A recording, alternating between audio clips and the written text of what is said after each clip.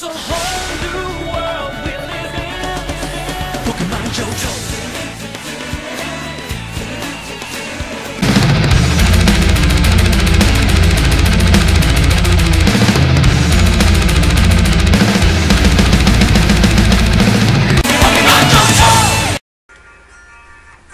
Gonna find my baby, gonna hold her tight, gonna grab some afternoon delight.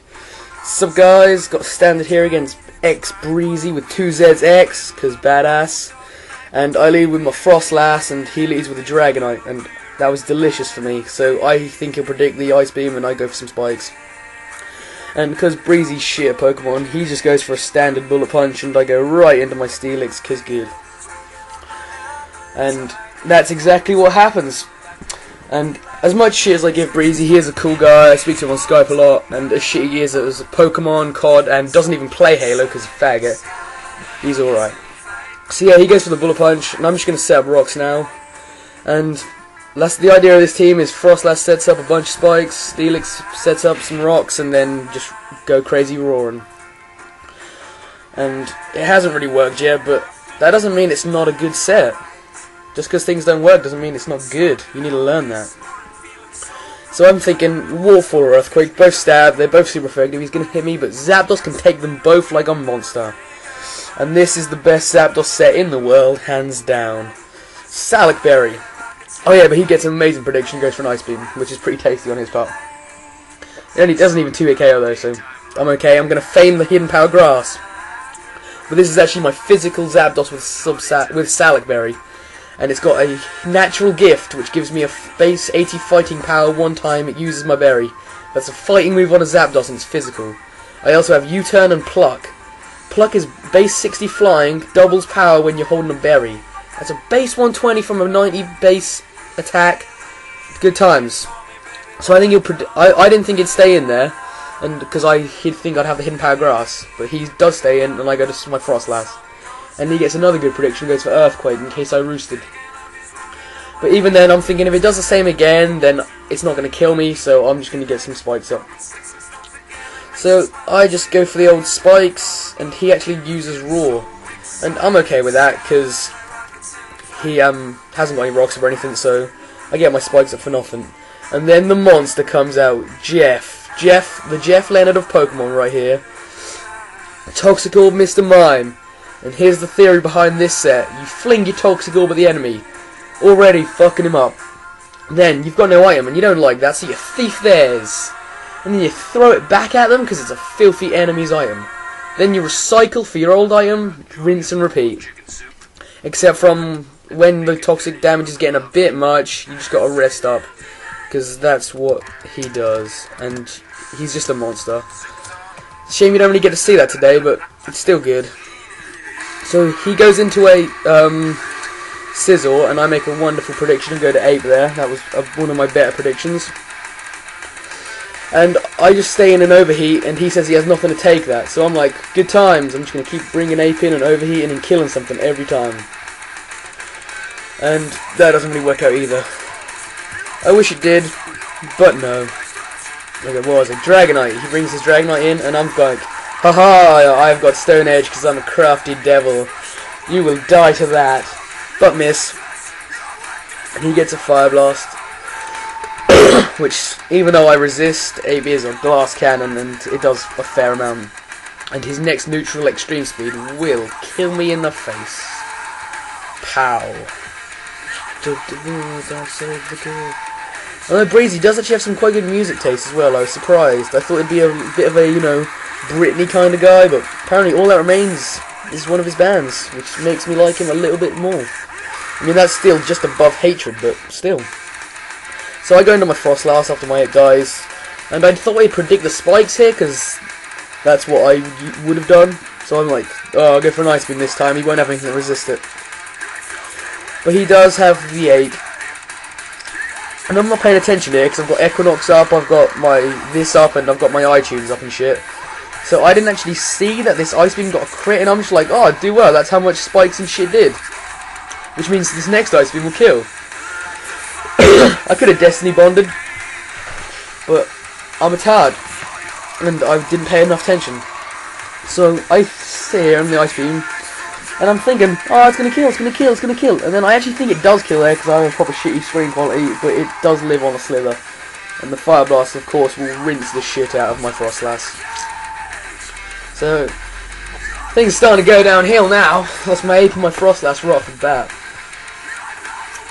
So now I just bring in my Starmie, which is scuffed, and I just whip an ice beam in its face because I'm so scared of Hydro Pump missing. I'm going to put Surf on this thing because Hydro Pump just misses for me all the time. It might as well be a 50-50 accuracy, I'm telling you. There's no point in having Hydro Pump on a set because I'm too scared to use it. Let the fire consume. So he brings in a Lucario here, and now if I had Surf I would have locked myself into that and this wouldn't have been such a problem. But I swap out thinking Swords Dance or E-Speed. But he's carrying the Crunch, which isn't so bad because my Zapdos is going to die here and you never really get to see his potent set. I would have plucked the dick out of him there. My Salic Berry goes, which I didn't actually want because I prefer the berry there, so Pluck has double power, or I can use Natural Gift if need be. But no. And then he just whips up an extreme speed in my face. And this Lucario does give me a lot of shit. So that goes down. And I'm thinking, my Steelix will live a close combat, because Steelix is a physical monster. Well, I have actually no EVs in defense, because I think you can just take things anyway. I kind of wish I put the defense EVs in now and just stayed away from special. So he swaps out here, and I do go for a Roar, which is delicious. So the Swampert comes in, takes a nice little bit of damage there. It's useful stuff. And it goes back out. And the Luke comes in. And takes more damage, which is actually really necessary for me to kill this, because I had a lot of trouble. So he just goes for a close combat this time, predicting it. And I could have gone into Starmie to resist it, but Starmie's such a pussy. I think that and an extreme speed would have killed me.